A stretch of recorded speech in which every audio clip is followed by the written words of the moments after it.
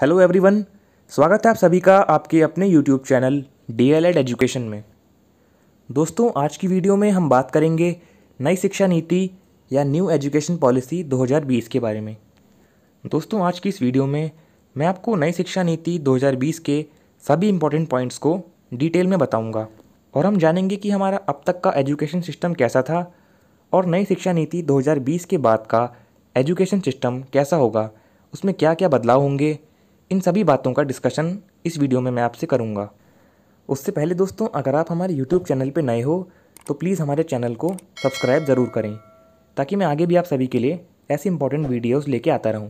तो चलिए स्टार्ट करते हैं आज का वीडियो।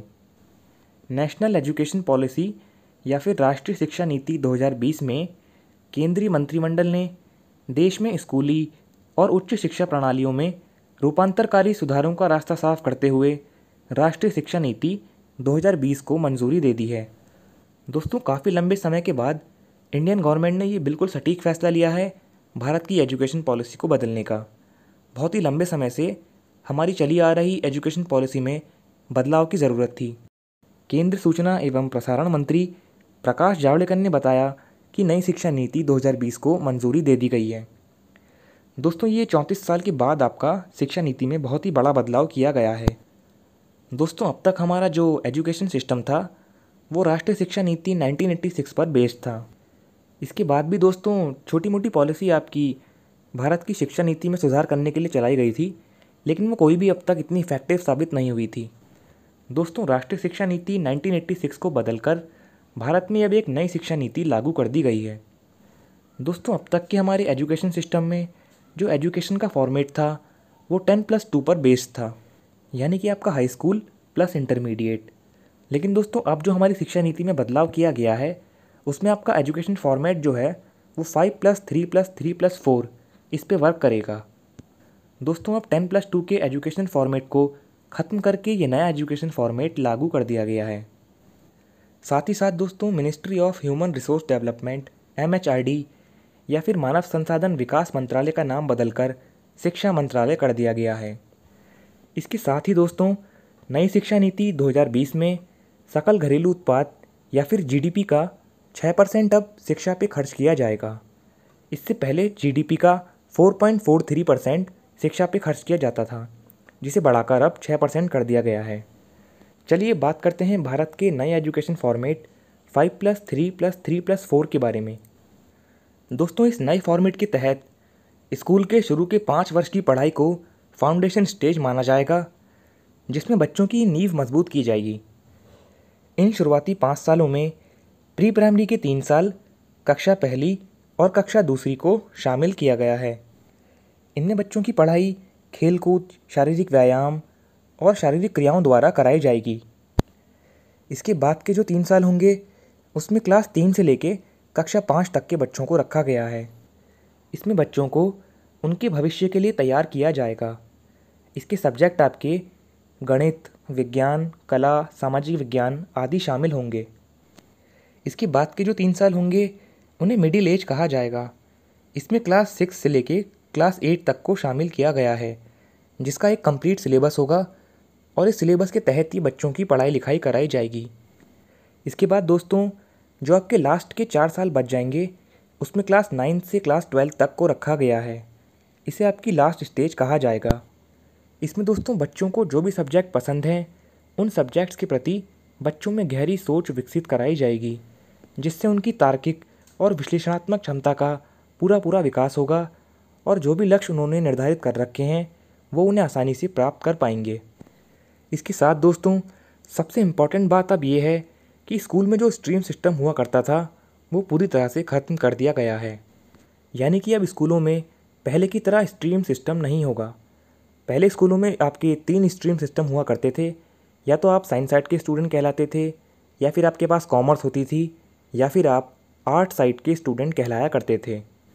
यानी कि नई शिक्षा नीति 2020 में स्ट्रीम सिस्टम को पूरी तरह से ख़त्म कर दिया गया है। यानी कि मान लीजिए अगर आप साइंस साइड के स्टूडेंट हैं और अगर आपका इतिहास या भूगोल पढ़ने में इंटरेस्ट है तो आप चाहें तो ये सब्जेक्ट भी ले सकते हैं। इसी तरह अगर कोई आर्ट साइड का स्टूडेंट है और उसे फ़िज़िक्स में इंटरेस्ट है, वो फ़िज़िक्स पढ़ना चाहता है, तो अब वो ऐसा कर सकता है।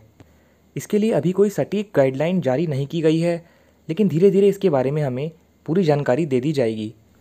इन बातों पे पूरा स्पष्टीकरण आना अभी बाकी है।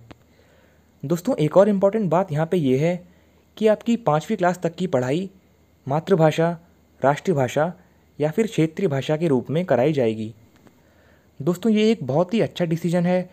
ऐसा करने से बालकों का मानसिक विकास बहुत अच्छे लेवल का होगा और वो अधिगम भी अच्छी तरह से कर पाएंगे। इसके साथ ही दोस्तों, स्कूलों में अब इंग्लिश मीडियम वाला कल्चर ख़त्म होने वाला है। यानी कि दोस्तों, पहले स्कूलों में एडमिशन लेने के लिए इंग्लिश कंपलसरी होती थी, लेकिन अब इंग्लिश को कंपलसरी के रूप में नहीं बल्कि एक सब्जेक्ट के रूप में पढ़ाया जाएगा। यानी कि दोस्तों, इंग्लिश की अनिवार्यता को ख़त्म करके इसे अब एक सब्जेक्ट के रूप में स्कूलों में पढ़ाया जाएगा और आप अपनी मातृभाषा या लोकल भाषा में पढ़ाई कर सकते हैं। एग्जाम्पल के लिए मान लीजिए, अगर आप अपने बच्चे को कक्षा 5 तक गुजराती, मराठी, संस्कृत या फिर किसी और भाषा में पढ़ाना चाहें तो अब आप ऐसा कर सकते हैं। क्लास 6 में अब बच्चों को कंप्यूटर कोडिंग सिखाना शुरू कर दिया जाएगा। ये एक बहुत ही बड़ा बदलाव नई शिक्षा नीति में किया गया है। बच्चों को अब क्लास 6 से ही कंप्यूटर कोडिंग की नॉलेज दे दी जाएगी। दोस्तों, इस कंप्यूटर कोडिंग की नॉलेज से अब क्लास 6 से ही बच्चे सॉफ्टवेयर और मोबाइल फ़ोन एप्लीकेशन बनाने की तकनीक सीख पाएंगे और 6ठी कक्षा से ही बच्चों को इंटर्नशिप का मौका भी दे दिया जाएगा। यानी कि मान लीजिए कोई स्टूडेंट है और उसे किसी विषय के प्रति ख़ास रुचि है और वो उसकी प्रैक्टिकल नॉलेज लेना चाहता है, तो वो इस विषय से जुड़ी इंटर्नशिप कहीं भी कर सकता है। फॉर एग्ज़ाम्पल, मान लीजिए कोई स्टूडेंट है और वो पेंटिंग में इंटरेस्ट रखता है, तो वो किसी भी पेंटर के पास इंटर्नशिप के लिए जा सकता है। इसी तरह से मान लीजिए किसी स्टूडेंट का इंटरेस्ट सॉफ्टवेयर या फिर हार्डवेयर में है, तो वो स्कूल के दौरान ही हार्डवेयर या सॉफ्टवेयर की कंपनी में जाकर इंटर्नशिप कर सकता है। दोस्तों, अब क्लास 9 से लेके क्लास 12 तक के जो एग्ज़ाम्स होंगे वो सेमेस्टर सिस्टम पे बेस्ड होंगे। इसमें दोस्तों आपके एक साल में 2 सेमेस्टर होंगे और आपका हर सेमेस्टर 6 महीने का होगा। 6 महीने के बाद आपकी परीक्षा होगी और फिर दोनों सेमेस्टर को जोड़ के आपकी कंबाइंड मार्कशीट तैयार की जाएगी। क्लास 9 से लेके क्लास 12 तक ऐसी सेमेस्टर सिस्टम में ही आपके एग्ज़ाम्स होते रहेंगे। दोस्तों, अब जो आपके एग्ज़ाम्स होंगे उनमें रटने के बजाय समझने पे ज़्यादा फोकस किया जाएगा। इसके साथ ही दोस्तों, आपकी जो बोर्ड की परीक्षाएं होंगी उन्हें भी अब आसान कर दिया जाएगा। इसके अलावा दोस्तों, जो बच्चे बोर्ड का एग्ज़ाम देने वाले हैं उन्हें उनकी मनपसंद भाषा में एग्ज़ाम देने की पूरी छूट होगी।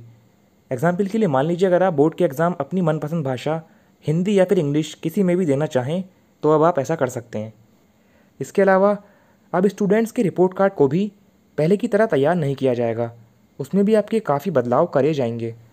किसी भी छात्र को अब फाइनल मार्क्स देते समय उसकी करिकुलर एक्टिविटी, उसकी मानसिक क्षमता और उसके व्यवहार, सारी बातों का ध्यान रख के उसको फाइनल मार्क्स दिए जाएंगे। यानी कि दोस्तों, जो आपका रिपोर्ट कार्ड है वो 360 डिग्री असेसमेंट पे बेस्ड होगा। इसके अलावा दोस्तों, यहाँ पे एक बहुत इंपॉर्टेंट पॉइंट है उन बच्चों के लिए जो बच्चे अब कॉलेज में एडमिशन लेने वाले हैं। दोस्तों, जो भी बच्चे अब कॉलेज में जाने वाले हैं या फिर कॉलेज में एडमिशन लेना चाहते हैं उनके लिए अब कॉमन एप्टीट्यूड टेस्ट कराया जाएगा। इसका मतलब ये है, जैसे मान लीजिए आपके 12th क्लास में बोर्ड के एग्ज़ाम्स में ज़्यादा अच्छे नंबर नहीं आए हैं या फिर आपके मार्क्स इतने अच्छे नहीं हैं कि आपको कट ऑफ परसेंटेज के आधार पे सीधे किसी कॉलेज में एडमिशन मिल पाए, तो आप कॉमन एप्टीट्यूड टेस्ट दे सकते हैं। इस कॉमन एप्टीट्यूड टेस्ट को देने के बाद आपके इसमें जितने भी मार्क्स आएंगे उन्हें 12th के मार्क्स में ऐड कर दिया जाएगा और फिर इस आधार पे आपको आपके मनपसंद कॉलेज में एडमिशन मिल पाएगा। सो दोस्तों, ये थी आज की वीडियो। अगर आपको वीडियो पसंद आया हो तो वीडियो को लाइक करें और अगर आप हमारे चैनल पे नए हो तो प्लीज़ यार चैनल को सब्सक्राइब ज़रूर करें। इसके अलावा दोस्तों, अगर आपका कोई भी डाउट हो इस वीडियो से रिलेटेड तो आप कमेंट करके हमसे पूछ सकते हैं। सो दोस्तों, आपसे मुलाकात होगी अब नेक्स्ट वीडियो में। तब तक के लिए जय हिंद, वंदे मातरम।